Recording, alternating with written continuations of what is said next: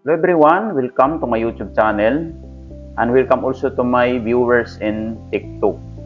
So for this video presentations, I will discuss to you how to calculate the population variance and standard deviation. So without further ado, let's do this topic. In this example, find the population variance and standard deviations of this dataset. Okay.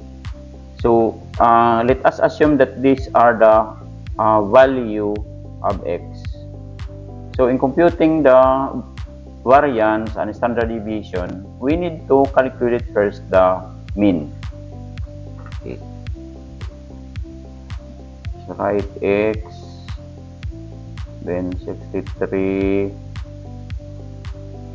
89, 98, 125, then 79, 108, then 117, and 68. Then add all of these values. So the total is 747. Okay. So let us calculate the mean. So our formula is the population mean equals to the summation of x over n. Okay. So our summation sub x is 747. Then the value of n is equals to the number of observations or number of data in this data set. So there are 8. 1, 2, 3, 4, 5, 6, 7, 8. So there are 8 observation. So our n is 8. Okay. So 747 divide it by 8 is equals to 93.38. Okay, rounded off. Okay, so we can make a table, or we will make a table in computing the variance.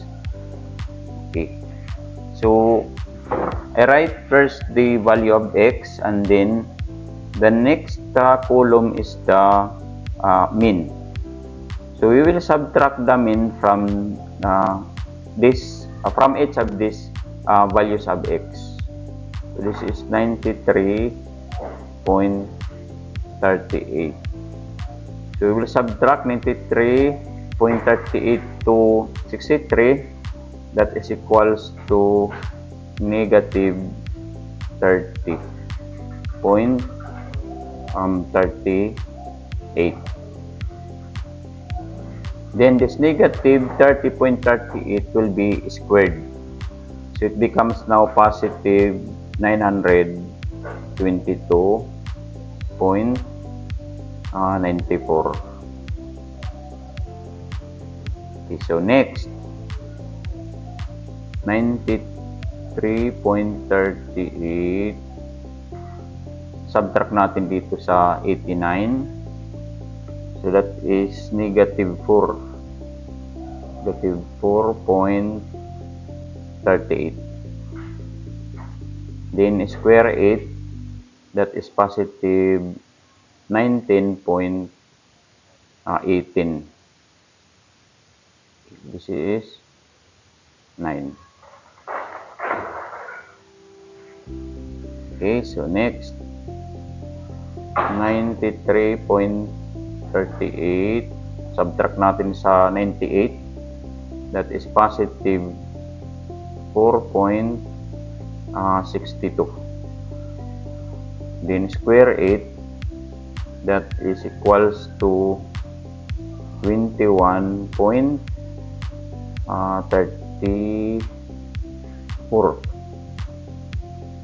So next, 93.38. Subtract natin sa 125. that is 31, positive 31.62. Then square it, that is 999.82. Okay, so next 93.38, subtract natin sa 79, that is negative 14.38. Then square it, that is equals to 206.78. Next 93.38, subtract natin sa 108, that is positive 14.62. Then square it, that is 213.74. Next 93.38, subtract it to 117, that is positive 23.62. Then square it, that is 557.90. Next 93.38 minus 68 natin, that is negative 25.38.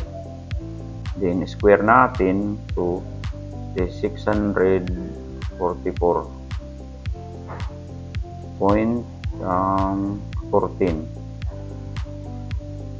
Then this is 6. Okay, then let us add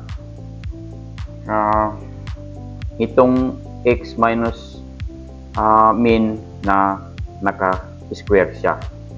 So ang total niya ay 3,585.84. Okay, so that is 84. So the formula in calculating the variance, we have this, then it is equals to the summation of x minus the population mean, then square it over n. Okay, so this is 3,585.84. Our n in this example again is 8.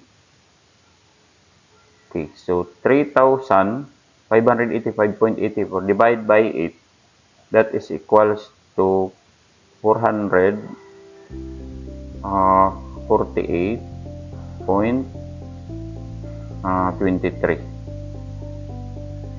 Okay, so this is our variance. Okay, so in calculating the population standard deviation, the formula is this. That's equals to the summation of x minus the population mean over n. Ayusin natin yung formula. That is the summation of x minus the population mean